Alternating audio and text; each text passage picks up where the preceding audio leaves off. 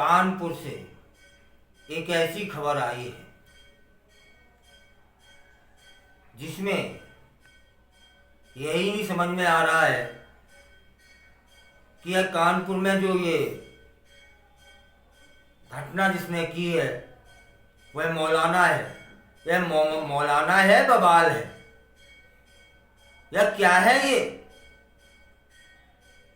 और अभी तक समाज में आराम से रह रहा था, कैसे, पूरी जानकारी बताते हैं। कानपुर के ग्वालटोली थाने के नजदीक मकबरे मोहल्ले में, जहां पर चारों ओर मुस्लिम आबादी है, यहां देर शाम 70 साल के एक बूढ़े मौलाना ने ऐसा काम किया जिसमें मानवता और उम्र की दहलीज दोनों को शर्मसार कर दिया।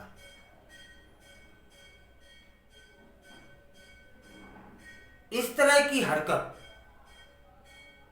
पहली बात तो किसी से भी स्वीकार नहीं की जा सकती, लेकिन जब वह हरकत मौलाना करे तब, और वो भी 70 साल का बूढ़ा। आप जानना चाह रहे होंगे कि उसने किया क्या, है ना।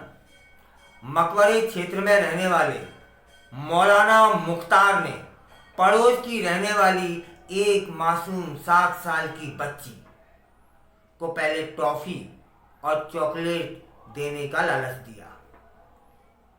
उसे बहाने से अपने घर ले गया और हैवानियत की जो सीमाएं हैं वह लांघने लगा।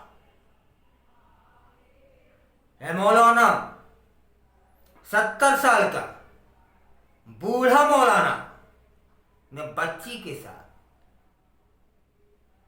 रेप करने का प्रयास शुरू कर दिया, लेकिन वो कहते हैं ना, जिसे बचाने वाला अल्लाह हो, ऊपर वाला हो, भगवान हो, उसे उसका कोई कुछ नहीं बिगाड़ सकता। मौलाना बच्ची के साथ घर जाते हुए एक शख्स ने देख लिया कि मौलाना एक बच्ची को टॉफी हाथ में पकड़ाए लिए जा रहा है, और उस शख्स ने उसका पीछा किया, क्योंकि इसका जो चरित्र था ना मौलाना का, शुरू से ही संदिग्ध था। तब उसने जब पीछा किया तो क्या देखा उसने कि कमरे की एक खिड़की से जब अंदर मंजर देखा तो उससे देखता ना बना, हैरत में पड़ गया। अब मैं क्या करूं, क्या ना करूं। तभी उसने मौलाना की गंदी हरकत को कैमरे में रिकॉर्ड करना शुरू कर दिया और क्षेत्र के बहुत सारे लोगों को बुलाकर उसके इस गंदे खेल का पर्दा उठा दिया और उसे रंगे हाथ बिना कपड़ों के पकड़ लिया और उसे बाहर ले आए। मासूम के साथ ऐसी हरकत ने बहुत सारे माता पिताओं को दहशत में डाल दिया। फिलहाल उसमें यह मौलाना हाथ जोड़ रहा था, गिड़गिड़ा रहा था। वो इस मामले को दबाकर चाहता था कि शांत पड़ जाए मामला, लेकिन बच्ची के जो परिवार के लोग थे वे मौलाना की गंदी हरकत से परेशान हो गए। हर कोई हो सकता था। उन्होंने अपनी आवाज को बुलंद किया और बिना किसी दबाव के थाने की मदद ली। पुलिस ने क्षेत्र को छावनी बना दिया। पुलिस और पब्लिक को चकमा देकर यह मौलाना पीछे के एक दरवाजे से भाग निकला। और जिसकी पुलिस तलाश कर रही है। आरोपी मौलाना के खिलाफ रेप के मामले में मुकदमा दर्ज हो चुका है। यहाँ जो जानकारी और इकट्ठा हुई वह है कि लोगों को यह भी जानकारी है कि मौलाना इस तरह की हरकत पहले भी कई बार कर चुका है, लेकिन हर बार ये बात दबा दी जाती थी। मौलाना का खौफ था अपने क्षेत्र में। कुछ लोग अपनी इज्जत को ध्यान में रखकर बात कुछ शांत पड़ जाते थे, लेकिन इस घटना ने उन सभी की जुबानों पर ताले लगा खोल दिए कि चाहे मौलाना हो